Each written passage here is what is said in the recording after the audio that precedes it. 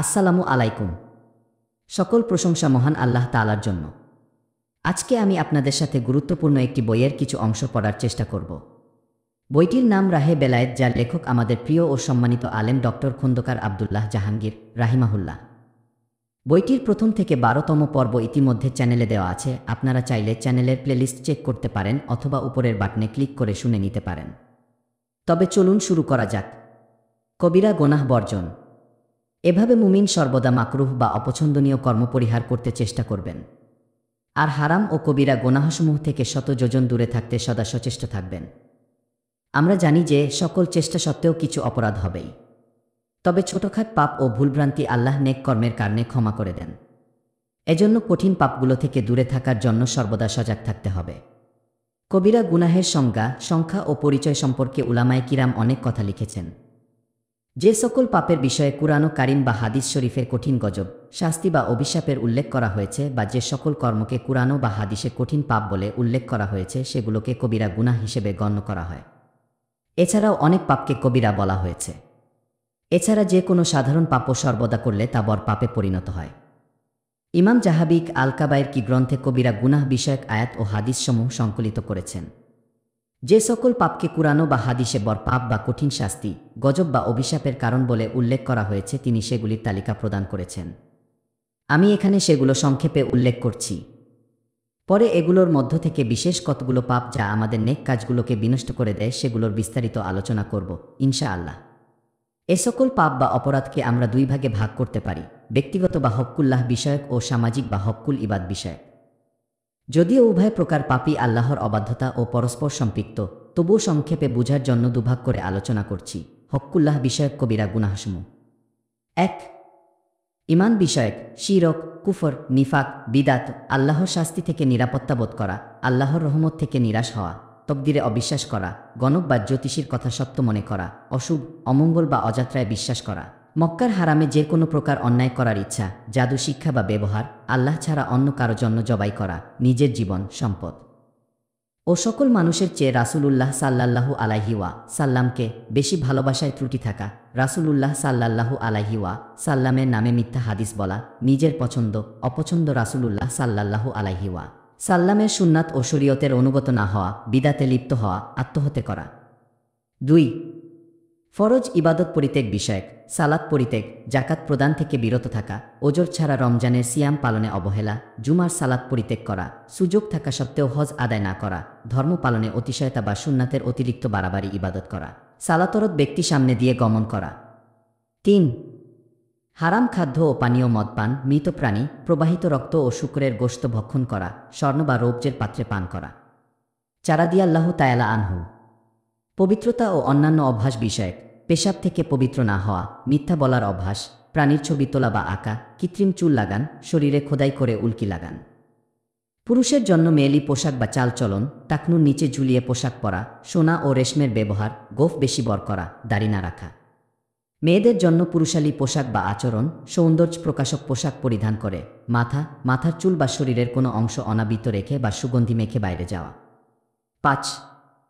অন্তরের বা মনের পাপ: অহংকার, গর্ব করা, নিজেকে বড় ভাবা, নিজের মতামত বা কর্মের প্রতি পরিতৃপ্ত থাকা, রিয়া, হিংসা, কোনো মুসলিমকে হে বা ছোট ভাবা, ক্রোধ, প্রশংসা ও সম্মানের লোভ, সম্পদের লোভ, কৃপণতা, নিষ্ঠুরতা, দ্বীনি ইলম পার্থিব উদ্দেশ্যে শিক্ষা করা, ইলম গোপন করা। এগুলোর মধ্যে কিছু পাপের সাথে মানুষের অধিকার জড়িত। মিথ্যা হাদিস বলা এমনিতেই ভয়ঙ্করতম পাপ। সাথে সাথে এ মিথ্যা দ্বারা যারা বিপদগামী হয় তাদের সকলের পাপের ভাগ পেতে হয় মিথ্যাবাদীকে। জাকাত প্রদানে অবহেলা করলে একদিকে আল্লাহর অবাধ্যতা ও ইসলামের রুকন নষ্ট করা হয়, সাথে সাথে সমাজের দরিদ্রদেরকে তাদের অধিকার থেকে বঞ্চিত করা হয়। ইলম গোপন করলে সাধারণত সমাজের মানুষেরা অজ্ঞতার কারণে ক্ষতিগ্রস্ত হন এবং এ আলিম তাদের অপরাধের জন্য দায়ী থাকেন। জাদু ও মিথ্যা বলার অভ্যাস যদি কারো কোনো ক্ষতি না করে তাহলেও কবিরা গুনাহ। পক্ষান্তরে কারো কোনো প্রকার ক্ষতি করলে তা দ্বিতীয় একটি কবিরা গুনাহে পরিণত হয়।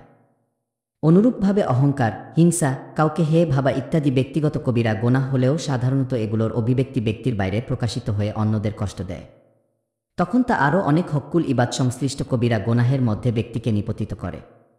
কৃপণতা যদিও মানসিক পাপ ও বেধি, কিন্তু সাধারণত এ বেধি মানুষকে বান্দার হক নষ্ট বা ক্ষতি করার অনেক পাপের দিকে প্ররোচিত করে। সৃষ্টির অধিকার সংক্রান্ত কবিরা গুনাহসমূহ: কুরআন হাদিসের আলোকে মানুষের মূল দায়িত্ব দুটি ও পাপের সূত্র দুটি। প্রথম দায়িত্ব, মানুষ তার মহান প্রভুর প্রতি পরিপূর্ণ বিশ্বাস, অগাধ ভালোবাসা ও আস্থা পোষণ করবে এবং এ আস্থা, বিশ্বাস ও ভালোবাসা বৃদ্ধি পায় এমন সকল কর্ম আল্লাহর মনোনীত রাসূলের শিক্ষা অনুসারে পালন করবে। আর এ দায়িত্বে অবহেলা সৃষ্টি করে এমন সকল কর্ম বা চিন্তাচেতনাই প্রথম পর্যায়ের পাপ। মানুষের দ্বিতীয় দায়িত্ব, এ পৃথিবীকে সুন্দর বসবাসযোগ্য করতে তার আশেপাশের সকল মানুষ ও জীবকে তারই মতো ভালোভাবে বাঁচতে সাহায্য করা। আর এ দায়িত্বের অবহেলাজনিত কর্মই দ্বিতীয় পর্যায়ের পাপ। আল্লাহর সৃষ্টির কষ্ট প্রদান, ক্ষতি করা, শান্তি বিনষ্ট করা বা অধিকার নষ্ট করাই মূলত সবচেয়ে কঠিন অপরাধ। এ জাতীয় পাপগুলো কুরআন হাদিসে বেশি আলোচনা করা হয়েছে। একই জাতীয় পাপের শাখা প্রশাখাকে বিশেষভাবে বারবার উল্লেখ করা হয়েছে, ফলে এর তালিকাও অনেক বড় হয়ে গিয়েছে। ১. ইসলাম নির্ধারিত শাস্তিযোগ্য অপরাধে অপরাধীর চুরি, ডাকাতি, খুন, ধর্ষণ ইত্যাদি শাস্তি মওকুফের জন্য সুপারিশ বা চেষ্টা করা। ২. আইনের মাধ্যমে বিচার ছাড়া কোনো মানুষকে হত্যা করা। এমনকি ডাকাতি, খুন, ধর্মদ্রোহিতা ইত্যাদি ইসলামী বিধানে যে অপরাধের শাস্তি মৃত্যুদণ্ড বলে নির্ধারিত, সে অপরাধে লিপ্ত ব্যক্তিকেও কোনো ব্যক্তি নিজের হাতে শাস্তি দিলে তা হতে একমাত্র উপযুক্ত আদালতের বিচারের মাধ্যমেই অপরাধীর অপরাধ, তার মাত্রা ও শাস্তি নির্ধারিত হবে। যথাযথ বিচারে অপরাধ প্রমাণিত হওয়ার আগে কাউকে অপরাধী মনে করা বা শাস্তি দেওয়া ইসলামের দৃষ্টিতে সৃষ্টির অধিকার নষ্টকারী কঠিন অপরাধ। ৩. রাষ্ট্রপ্রধান, প্রশাসক বা বিচারক কর্তৃক জনগণের দায়িত্ব, সম্পদ বা আমানত আদায়ে অবহেলা করা বা ফাঁকি দেওয়া। ৪. রাদিয়াল্লাহু তাআলা আনহু, নাগরিক কর্তৃক রাষ্ট্রপ্রধান, শাসক, প্রশাসক বা প্রধানকে ধোঁকা দেওয়া বা রাষ্ট্রের ক্ষতিকর কিছু করা। ৫. রাষ্ট্র বা সমাজের বিরুদ্ধে বিদ্রোহ বা সশস্ত্র বিদ্রোহ। ৬. অন্যায় দেখেও সাধ্যমতো প্রতিকার বা প্রতিবাদ না করা। ৭. বায়াত অর্থাৎ রাষ্ট্রীয় আনুগত্যের শপথের বাইরে থেকে রাষ্ট্রদ্রোহী বা অবাধ্য অবস্থায় মৃত্যুবরণ করা। ৮. রাষ্ট্র প্রশাসনের অন্যায় বা জুলুম সমর্থন বা সহযোগিতা করা। ৯. সমাজের মানুষদেরকে কবিরা গোনাহের কারণে কাফির বলা বা মনে করা। ১০. বিচারকের জন্য ন্যায় বিচারে একনিষ্ঠ না হওয়া বা বিচার বিষয়ের বাইরে কোনো কিছু দ্বারা প্রভাবিত হয়ে বিচার করা। ১১. আইন প্রয়োগকারীর জন্য আইন প্রয়োগের ক্ষেত্রে পক্ষপাতিত্ব করা ও আপনজনদের জন্য হালকাভাবে শাস্তি প্রয়োগ করা। ১২. মিথ্যা সাক্ষ্য প্রদান বা প্রয়োজনের সময় সত্য সাক্ষ্য প্রদান না করা। ১৩. রাষ্ট্রীয় সম্পদ অবৈধভাবে ভক্ষণ বা ভোগ করা, তা যত সামান্যই হোক। ১৪. মুনাফিককে নেতা বলা। ১৫. জিহাদের মাঠ থেকে পালিয়ে আসা। ১৬. মুসলিমগণকে কষ্ট প্রদান ও গালি দেওয়া। ১৭. জবরদস্তি, মিথ্যা মামলা বা অবৈধভাবে কোনো মানুষ থেকে কিছু গ্রহণ করা। ১৮. হাটবাজার, রাস্তাঘাটে টোল আদায় করা বা চাঁদাবাজি করা। ১৯. মুসলিম সমাজে বসবাসরত অমুসলিম নাগরিককে কষ্ট প্রদান বা তার অধিকার নষ্ট। যে কোনো মানুষকে কষ্ট দেওয়াই কঠিন পাপ। তবে হাদিস শরীফে বিশেষ করে অমুসলিম ও সমাজের দুর্বল শ্রেণীগুলোর কথা উল্লেখ করা হয়েছে। এছাড়া সাধারণ নির্দেশনা তো আছেই। ২০.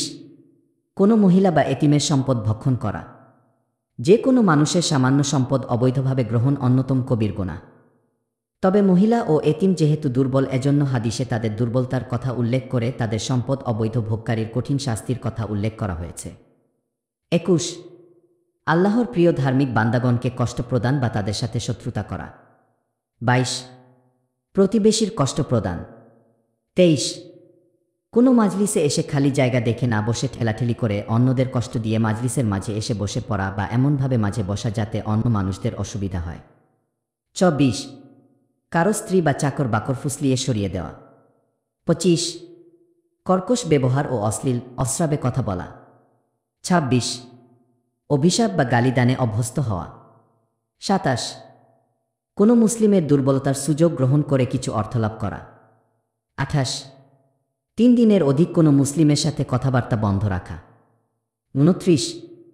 মুসলিমগণের একে অপরকে ভালো না বাসা বা ভালোবাসার অভাব থাকা। ৩০. মুসলিমদের গোপন দোষ খোঁজা, জানা ও বলে দেওয়া। ৩১.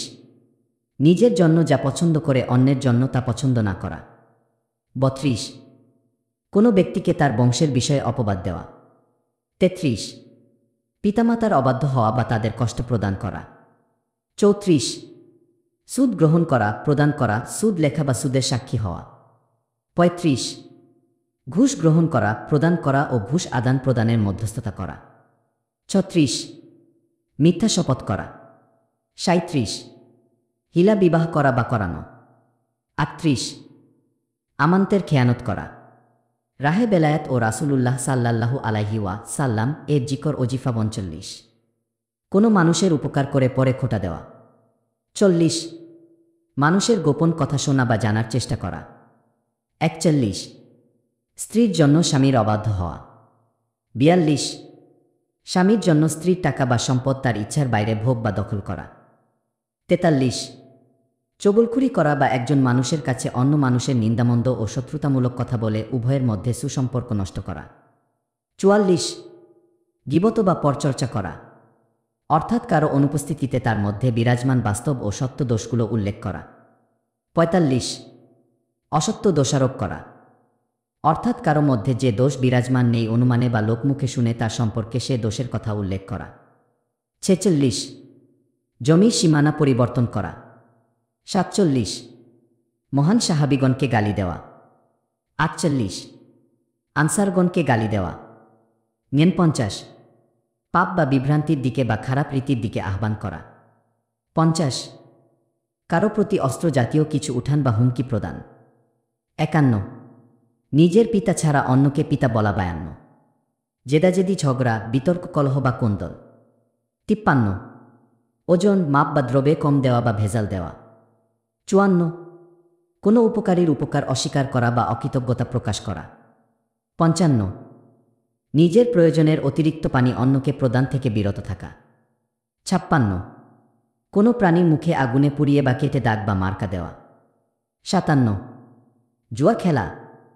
৫৮ অবৈধ ঝগড়া বা গোলযোগে সহযোগিতা করা। ৫৯ কথাবার্তায় সংযত না হওয়া। ৭ ওয়াদা ভঙ্গ করা। ৬১ উত্তরাধিকারীকে উত্তরাধিকার থেকে বঞ্চিত করা। ৬২ স্বামী বা স্ত্রী কর্তৃক তাদের একান্ত গোপনীয় কথা অন্য কাউকে বলাতে সেটি। কারো বাড়ি বা ঘরের মধ্যে অনুমতি ছাড়া দৃষ্টি করা। ৬৪ কেউ আল্লাহর নামে শপথ করে সাহায্য বা ক্ষমা চাইলে আর তার প্রতি বিরক্ত থাকা অথবা তাকে ক্ষমা বা সাহায্য না করা। ৬৫ যা কিছু শোনা হয় বিচার বিশ্লেষণ ও সত্যসত্য নির্ধারণ না করে তা বলা। ৬৬ বঞ্চিত ও দরিদ্রদেরকে খাদ্য প্রদানে ও সাহায্য দানে উৎসাহ না দেওয়া। ৬৭ বেবিচার সমকামিতা বা যৌন অনাচার ও অশ্লীলতা। ৬৮ নিরপরাধ মানুষকে বিশেষত মহিলাকে ৪ জন প্রত্যক্ষদর্শী সাক্ষীর সুস্পষ্ট সাক্ষ্য ছাড়া বেবিচার বা অনৈতিকতার অপবাদ দেওয়া। ৬৯ রাদিয়াল্লাহু তাআলা আনহু সমাজে অশ্লীলতা প্রসার করতে পারে এমন কোনো গল্পগুজব বা কথাবার্তা বলা বা প্রচার করা। এর মধ্যে সকল পর্নোগ্রাফি ছবি অশ্লীল উপন্যাস ও গল্প অন্তর্ভুক্ত। এগুলোর প্রচার বিক্রয় আদান প্রদান সবই কবিরা গোনাহ উপরের সকল পাপই অত্যন্ত ক্ষতিকর। কুরআন ও হাদিসে এগুলোর ভয়ঙ্কর শাস্তি ও খারাপ পরিণতির কথা উল্লেখ করা হয়েছে। তবে কোনো পাপ নেক আমলের ফলে আল্লাহ ক্ষমা করতে পারেন, আবার কোনো পাপ সকল নেক আমলকে বিনষ্ট করে দেয়। এ সকল ইবাদত বিনষ্টকারী পাপের অন্যতম শিরক, কুফর, অহংকার, হিংসা, অপরের অধিকার নষ্ট করা, গীবত করা ইত্যাদি আল্লাহর পথের পথিকদের পাপ। এখানে বিশেষভাবে লক্ষণীয় যে আল্লাহর পথে চলতে সচেষ্ট ও ধর্ম সচেতন অনেক মানুষ অনেক সময় এসব ইবাদত বিধ্বংসী পাপের মধ্যে লিপ্ত হয়ে যান।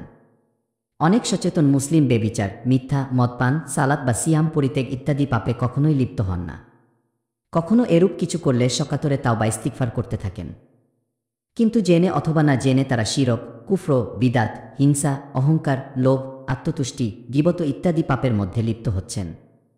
এর কারণ কোনো মানুষের ক্ষেত্রেই শয়তান কখনো নিরাশ হয় না। প্রত্যেক মানুষকেই কোনো না কোনোভাবে বিভ্রান্ত করতে সে সদা সচেষ্ট। সকল শ্রেণীর মানুষের জন্য তার নিজস্ব পাঠ্যক্রম ও পাঠ্যসূচি রয়েছে। সবাইকেই সে পরিপূর্ণ ধর্মহীন অবিশ্বাসী করতে চায়। যাদের ক্ষেত্রে সে তা করতে সক্ষম না হয় তাদেরকে সে ধর্মের আবরণে পাপের মধ্যে লিপ্ত করে, অথবা বিভিন্ন প্রকার অন্তরের পাপে লিপ্ত করে, যেগুলো নেককার মানুষের নেকামল নষ্ট করে দেয়, অথচ সেগুলোকে অনুধাবন করা অনেক সময় ধার্মিক মানুষের জন্য কষ্টকর হয়ে যায়। আমরা এখানে এ জাতীয় কিছু পাপের কথা আলোচনা করতে চাই। শিরক, কুফর ও নিফাক। শিরক অর্থ অংশ। আল্লাহর কোনো কর্ম, গুণ, নাম বা ইবাদতে কোনো সৃষ্টিকে অংশীদার বানানো, তার সমকক্ষ মনে করা, কোনো ফিরিস্তা, জিন, নবী, অলি, তাদের স্মৃতি বিজড়িত স্থান, দ্রব্যে বা অন্য কিছুর মধ্যে ঈশ্বরত বা অলৌকিক ক্ষমতা আছে বলে মনে করা শিরক। কুফর অর্থ অবিশ্বাস। তাওহীদ ও রিসালাত বিষয়ক ঈমানের কোনো বিষয় অবিশ্বাস করা কুফর। শিরক ও কুফর পরস্পর জড়িত ও অবিচ্ছেদ্য। মনের মধ্যে শিরক কুফর গোপন রেখে জাগতিক প্রয়োজনে মুখে ঈমানের দাবি করা নিফাক বা মুনাফিকি। শিরক ধার্মিকদের পাপ। ধার্মিক মানুষদের ধ্বংস করতে শয়তানের মূল অস্ত্র পাঁচটি: শিরক, কুফর, বিদাত, হিংসাবিদ্বেষ ও বান্দার হক নষ্ট করা। এর মধ্যে প্রথম চারটিকে শয়তান একেবারে ধর্মের লেবাস পরিয়ে পেশ করে। বিশ্বাসী মানুষ ধর্ম পালনের নামেই এ সকল পাপ করেন। কোনো নাস্তিক কখনো শিরকে লিপ্ত হয় না। বিশ্বাসী মানুষ আল্লাহর করুণা লাভের আবেগে আল্লাহর কোনো সৃষ্টিকে অতিভক্তি করে শিরকে লিপ্ত হন। কুরআনে বলা হয়েছে যে কাফিরগণ শুধু আল্লাহর বেলায়াত অর্জনের জন্যই শিরক করত। নাস্তিকতা পর্যায়ের কুফর ধার্মিকদের মধ্যে থাকে না। তবে অনেক ধার্মিক মানুষ তাওহীদ ও রিসালাতের ঈমান বিষয়ক অনেক কিছু অস্বীকার বা অবিশ্বাস করে কুফরিতে লিপ্ত হন। এজন্য বেলায়াত অর্জনের পথে শিরক কুফর সম্পর্কে সচেতনতা অতীব জরুরি। এখানে শিরক কুফর বিষয়ক কিছু তথ্য সংক্ষেপে উল্লেখ করছি। বিস্তারিত আলোচনা, তথ্য ও তথ্যসূত্রের জন্য কুরআন ও সুন্নাহর আলোকে ইসলামী আকিদা বইটি পড়তে বিশেষভাবে অনুরোধ করছি। শিরক কুফরের বৈশিষ্ট্যাবলী। কুরআন হাদিসের অগণিত বর্ণনায় আমরা দেখি যে শিরক কুফর জীবনের ভয়ঙ্করতম পাপ।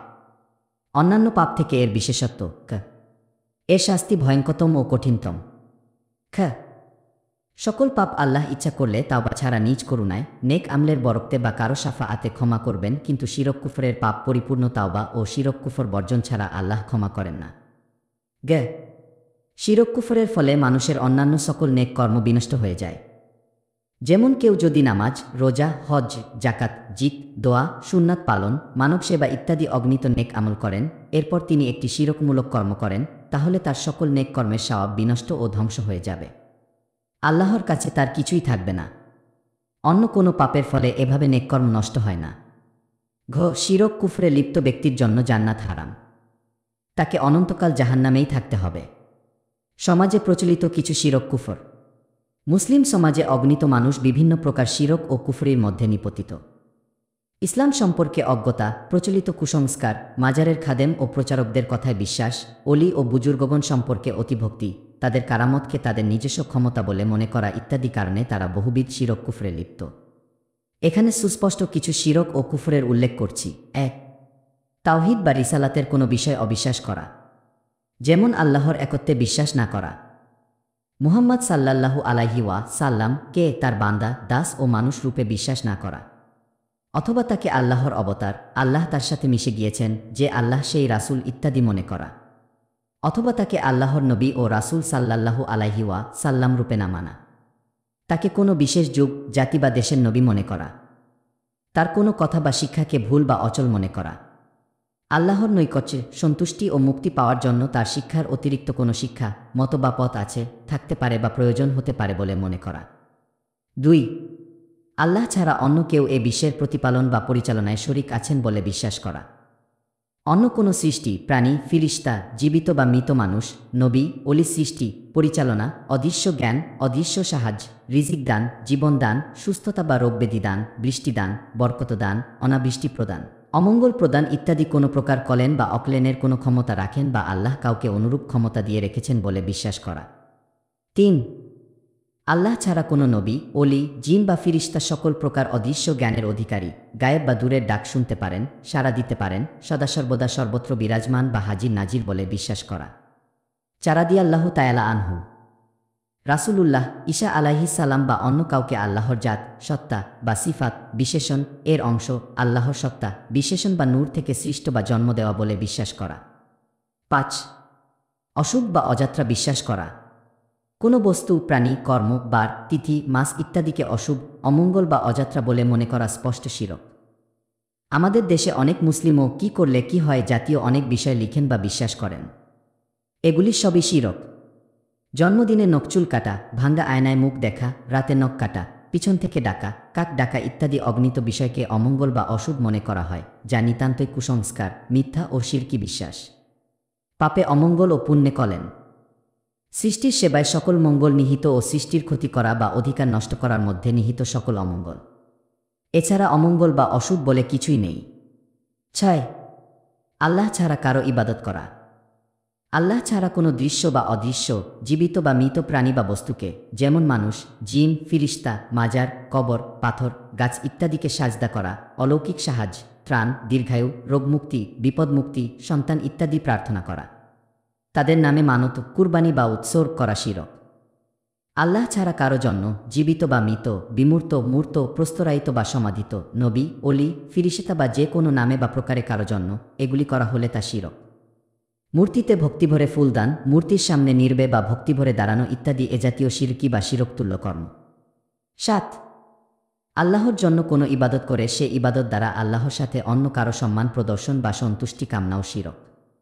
যেমন আল্লাহর জন্য সাজদা করা, তবে নির্দিষ্ট কোনো ব্যক্তি বা বস্তুকে সামনে রেখে সাজদা করা, যেন আল্লাহর সাজদার সাথে সাথে তাকেও সম্মান করা হয়ে যায়।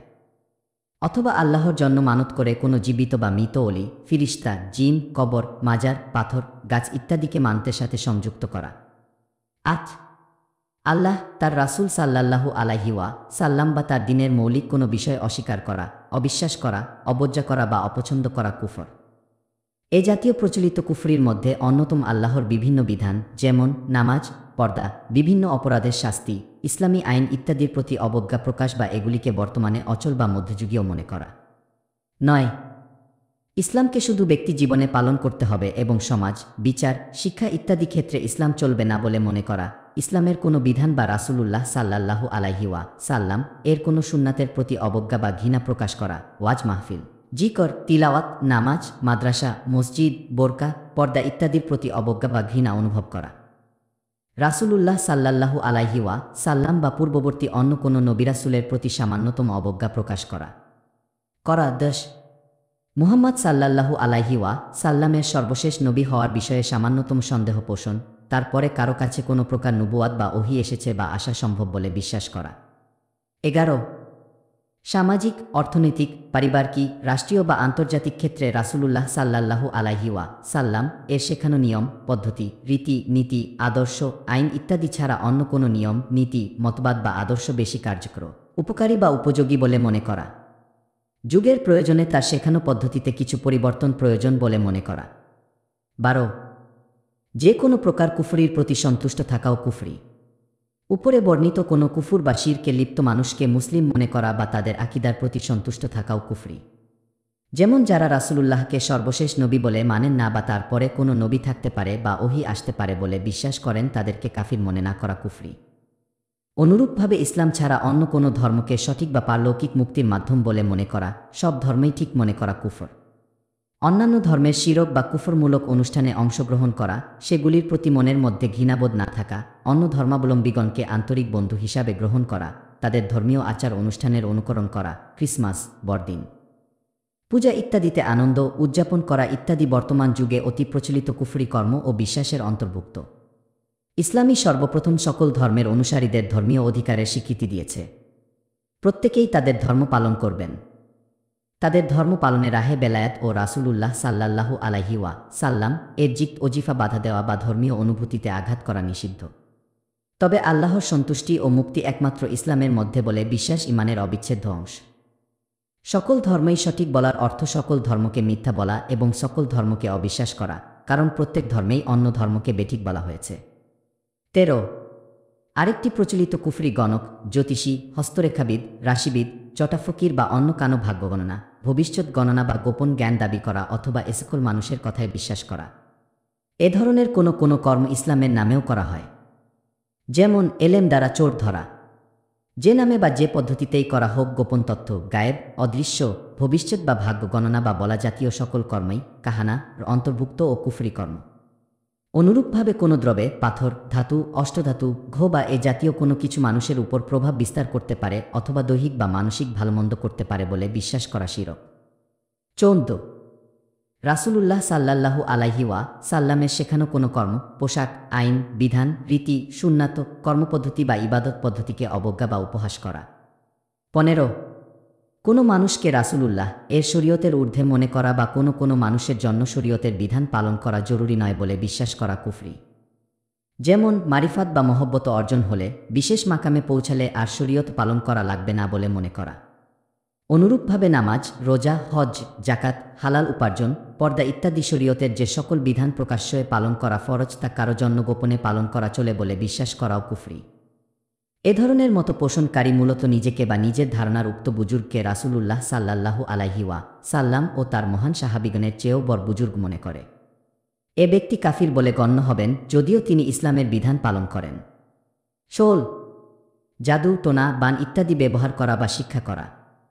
১৭ ইসলাম ধর্ম জানতে বুঝতে আগ্রহ না থাকা। ইসলামকে জানা ও শিক্ষা করাকে গুরুত্বপূর্ণ বলে মনে না করা বা এ বিষয়ে মনোযোগ না দেয়া। ১৮ আল্লাহ ও বান্দার মাঝখানে কোনো মধ্যস্থ আছে বা মধ্যস্থতা ছাড়া আল্লাহর নিকট ক্ষমালাভ, করুণালাভ বা মুক্তিলাভ সম্ভব নয় বলে বিশ্বাস করা শিরক। বিদাত আমরা দেখেছি যে কর্ম বা বিশ্বাস রাসূলুল্লাহ সাল্লাল্লাহু আলাইহি ওয়াসাল্লামও তার সাহাবীগণ দিন বা ইবাদত হিসেবে পালন করেননি তাকে দিন, ইবাদত বা সওয়াবের কর্ম বলে মনে করা বিদাত। এখানে সংক্ষেপে বিদাতের কিছু বৈশিষ্ট্য তথ্যসূত্রবাদে উল্লেখ করছি। বিস্তারিত আলোচনা তথ্যসূত্রের জন্য পাঠককে আমার লেখা ইহইয়াউস সুনান গ্রন্থ পাঠ করতে সনির্বন্ধ অনুরোধ করছি। বিদাত একান্তই ধার্মিকদের পাপ। ধার্মিক ছাড়া কেউ বিদাতে লিপ্ত হয় না। বিদাতই একমাত্র পাপ যা মানুষ পুণ্য মনে করে পালন করে। কোনো কর্ম বিদাত বলে গণ্য হওয়ার শর্ত তাকে ইবাদত মনে করা।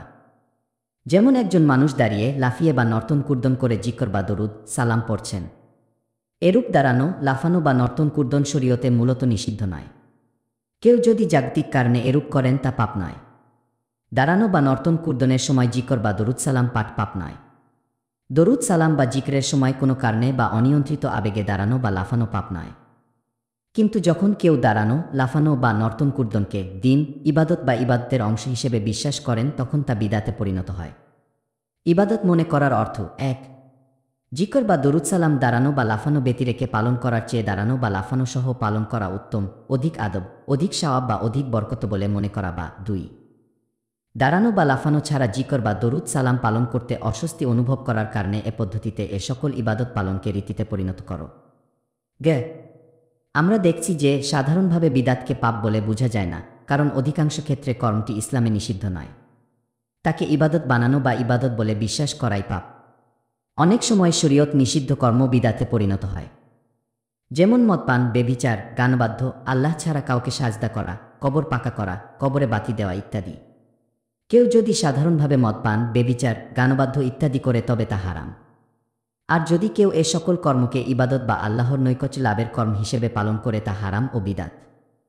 বাস্তবেও অনেক ফকির, মারফতি বা সুফি নামধারী ব্যক্তি ধর্ম বা ইবাদতের নামে এ সকল মহাপাপে লিপ্ত হন। বিদাতের পাপ কয়েকটি পর্যায়ের। ১ তা প্রত্যাখ্যাত, অর্থাৎ এ কর্ম আল্লাহ কবুল করছেন না এবং এজন্য কোনো সওয়াব হচ্ছে না। ২ তা বিভ্রান্তি, কারণ তিনি জেনে বা না জেনে রাসূলুল্লাহ সাল্লাল্লাহু আলাইহি ওয়াসাল্লাম ও সাহাবীগণের ইবাদতকে অপূর্ণ বলে মনে করছেন। ৩ বিদাত অন্যান্য ইবাদত কবুল হওয়ার পথে প্রতিবন্ধক। ৪ গানবাদ্য, মদপান, কবর সাজদা ইত্যাদি মহাপাপকে ইবাদতের সাথে সংযুক্ত করলে তাতে এ সকল মহাপাপের শাস্তি এবং বিদাতের শাস্তির পাশাপাশি উমান বিনষ্ট হওয়ার সমূহ সম্ভাবনা থাকে।